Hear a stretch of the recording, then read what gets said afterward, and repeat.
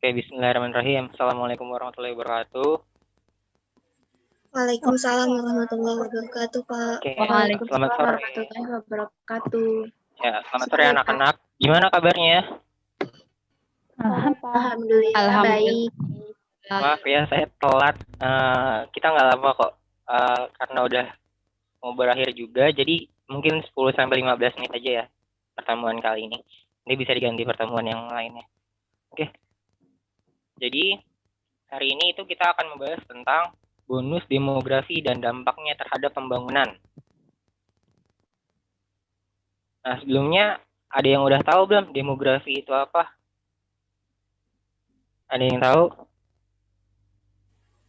Mungkin boleh Ilmu di tentang next kependudukan, kalian. Pak. Oh, benar Elva. Ilmu tentang kependudukan. Jadi itu tentang kelahiran, kematian, migrasi, dan yang berhubungan dengan kependudukan semuanya, tapi dengan skala perhitungan.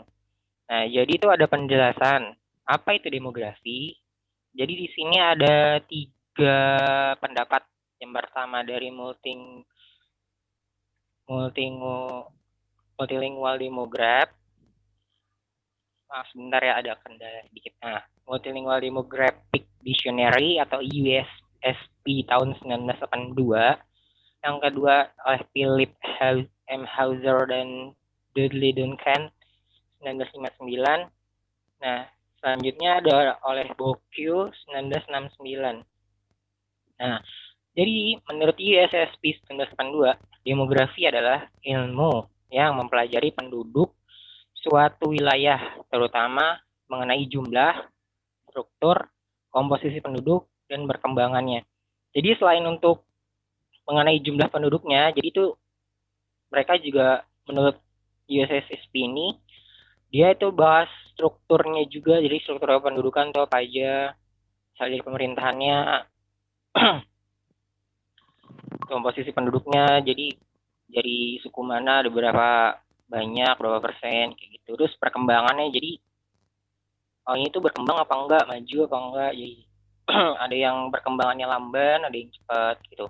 Nah, untuk yang menurut Philip, demografi adalah ilmu yang mempelajari jumlah persebaran teritorial dan komposisi penduduk yang serta perubahan-perubahannya dan sebab-sebab perubahan yang biasanya timbul karena natalitas atau kelahiran, fertilitas, mortalitas, kematian, gerak teritorial atau migrasi dan mobilitas sosial, perubahan status.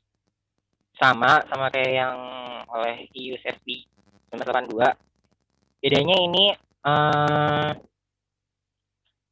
dia itu juga mencari sebab-sebab perubahannya gitu. Terus kenapa itu perubahan bisa timbul?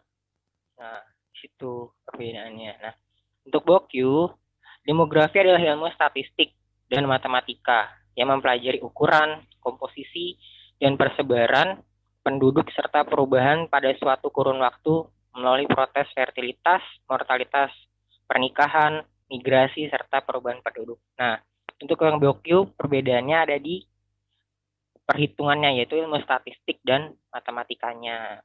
Oke, boleh dilanjut.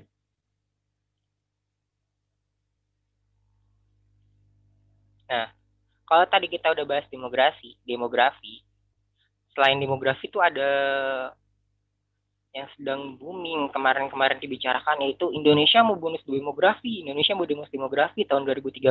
Nah, apa sih di bonus demografi itu? Ayo, ada yang bisa? Saya. Ada yang mau mencoba? Jadi silakan.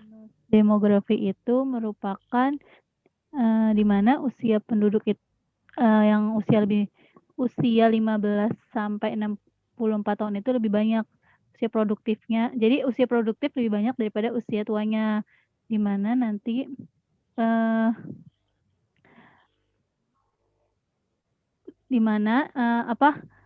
pokoknya usia produktif lebih banyak daripada usia tua.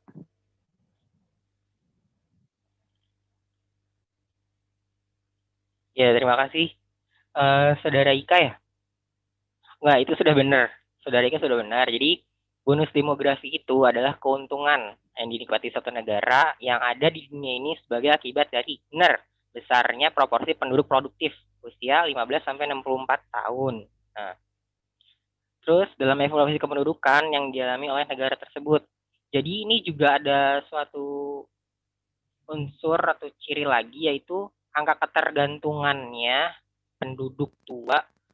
Angka ketergantungannya itu menurun, atau angka ketergantungan terhadap penduduk usia produktif. Nah, ditandai dengan itu ya untuk bonus demografi. Yuk, lanjut. Nah, bonus demografi itu kan ditandai dengan pertumbuhan jumlah penduduk nih. Nah, sekarang ini jadi di sini ada poster dan ada data juga terkait jumlah populasi di dunia nih. Ada yang bisa bantu saya bacakan? Yang untuk yang sebelah kiri yang per tahun 2018. Nah, untuk negara-negara dengan populasi terbesarnya itu ada di mana aja? Saya. Boleh, silakan Marisa. Ya, jadi ada 5 negara dengan populasi terbesar itu per Juli 2018. Itu populasi dunia kan mencapai 7,5 miliar. Nah, yang pertama itu diduduki oleh negara Cina. Itu jumlahnya sekitar 1,4 miliar. Yang kedua ada negara India, itu jumlahnya 1,3 miliar. Terus yang ketiga ada Amerika Serikat, jumlahnya mencapai 329 juta. Dan yang keempat ada negara kita sendiri Indonesia, itu jumlahnya mencapai 263 juta. Dan yang terakhir, yang kelima, ada negara Brazil dengan jumlah populasi sebesar 209 juta penduduk. Oke, terima kasih pada Saudari Marisa. Jadi, nah itu PBB mengestimasi tuh populasi dunia pada tahun 2050 tuh bakal sampai 9,8 miliar orang. Nah, berarti nambah hampir 2 miliar ya dalam 22 tahun ya, 22 sampai 32 tahun. Nah, otomatis dengan negara populasi terbesar pasti juga akan ikut andil dalam negara dengan populasi terpadat. Ya. Karena itu juga dipengaruhi oleh wilayahnya juga. Seperti contohnya Bangladesh wilayahnya kecil, tapi kalau tingkat kelahirannya banyak, tingkat kelahirannya banyak, terus tingkat kematiannya rendah, otomatis akan memperbanyak jumlah penduduknya. Nah, di kanan itu ada 10 negara terpadat di dunia. Nah, sama seperti 5 negara dengan populasi terbesar, China, India, Amerika, Indonesia, dan Brazil berada di posisi ke 1, 2, 3, 4, dan 5. Diikuti oleh Pakistan ke-6, 7 Nigeria, 8 Bangladesh, 9 Rusia, dan 10 Meksiko. Nah, untuk di bagian pojok kanan bawah, itu pada tahun ya, itu data yang terbaru yang tahun 2020. Pertama masih dengan Tiongkok, kedua India, ketiga masih dengan Amerika, keempat Indonesia. Nah, ada yang berubah. Jadi sekarang Pakistan lebih dulu daripada Brazil. Karena mungkin Brazil sudah berhasil mengontrol tingkat kelahiran bayi. Kemudian Nigeria, Bangladesh, Rusia, dan Meksiko. Jadi yang naik itu Pakistan. Jadi mungkin Pakistan itu masih agak kurang ini ya, untuk KB-nya masih agak kurang digalakan kembali untuk perencanaan kelahirannya. Ya, silakan lanjut. Nah, ini jumlah penduduk di Indonesia nih dari 2016, 2017, 2018, dan 2019. Nah, di 2016 itu penduduk Indonesia ada 258.705.000 jiwa. Terus untuk yang 2017 ada 261.890.000 jiwa. Untuk yang 2018 ada 265.015.000 jiwa. Dan yang pada tahun 2019 terdapat 268.074.000 jiwa. Jadi setiap tahun Indonesia itu bertambah. Nah, ini tuh bisa mengakibatkan kepadatan penduduk yang tadi apabila nggak terkontrol, nanti jadi penduduk yang membludak, sedangkan kita masih negara berkembang. Jadi ada kayak kemunduran gitu. Nah, selain itu ada juga dalam Kementerian Dalam Negeri nih, pada 2020 tuh per 30 Juni ini jumlah penduduk Indonesia itu 268.583.516 jiwa. Nah, ada dari 2019 ke 2020 tuh ada peningkatan 0,70%. Ya, selanjutnya mungkin agak saya percepat ya karena sudah mau maghrib juga. Ada yang tahu ini piramida apa aja? Ada yang bisa menjawab? Atau ada yang mau? Kalau yang kiri itu piramida ekspansi, bukan ya, Pak? Yang kiri itu piramida penduduk muda ya.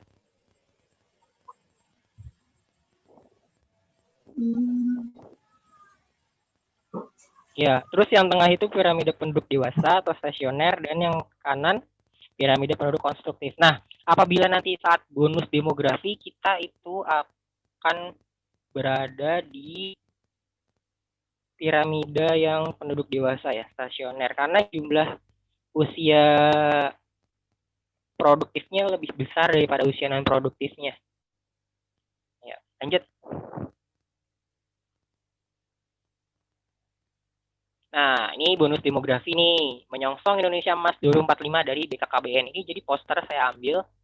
Nah, bonus demografi itu apa? Kondisi saat struktur penduduk didominasi oleh kalangan produktif. Terjadi di antara 2020 sampai 2035. Nah, apa aja sih yang harus kita persiapin dalam bonus demografi? Pertama, kualitas penduduknya dulu nih. Jadi diperbaikin dulu kualitasnya. Terus kedua, lapangan kerjanya berkualitas. Jadi selain banyak juga harus berkualitas.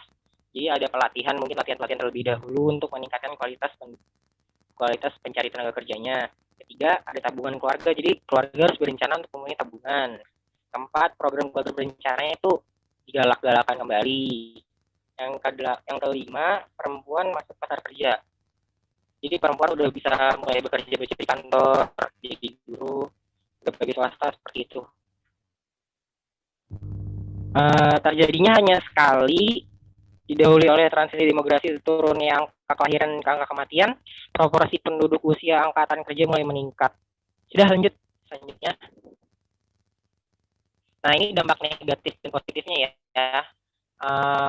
Jadi untuk dampak positifnya memacu pertumbuhan ekonomi. Nah, negatifnya akan timbul pengangguran secara besar-besaran kalau enggak masyarakatnya punya kualitas. Terus pemerintah dapat mempersiapkan perencanaan pembangunan baik fisik maupun sosial ekonomi guna membangun negara menjadi lebih maju.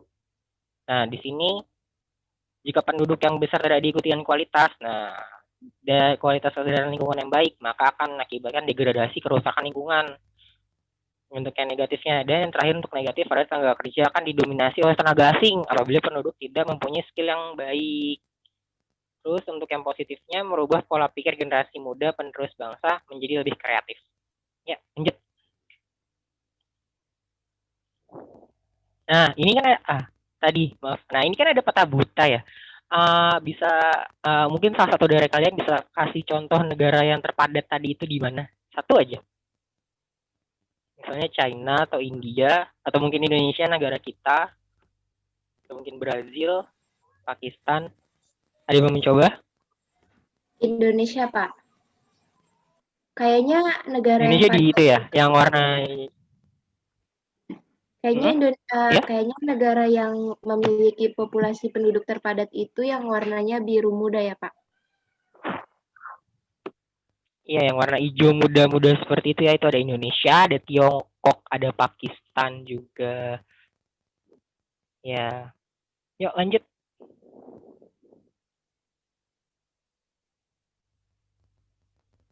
Halo? Nah, ini yang terakhir. Ini jadi contoh-contoh poster nih. Saya mau nugasin kalian bikin kayak gini, bikin poster. Tapi itu pokoknya kreatif kalian tentang bonus demografi, isinya tentang infografis yang bahasanya itu menarik dan bisa menarik minat gitu. Oke. Waktu 2 minggu cukup? Cukup, Pak. Sekali, Pak. Itu individu Cukup, apa Pak. kelompok, Pak? Nanti boleh ini individu aja ya, kan poster 2 minggu waktunya lama, jadi individu aja. Boleh diupload di mana aja. Yang penting bisa jadi fungsinya ini untuk mengedukasi masyarakat agar kita tuh tahu bonus demografi itu kapan. Oke. Baik, Pak. Sekian ya. Baik, Pak. Karena sudah mau maghrib juga. Sekian pertemuan hari ini. Saya mohon maaf tadi agak terlambat. Kurang lebihnya mohon maaf. Wassalamualaikum warahmatullahi wabarakatuh. Waalaikumsalam warahmatullahi wabarakatuh. Wabarakatuh. Terima kasih, Pak. Terima kasih, Pak.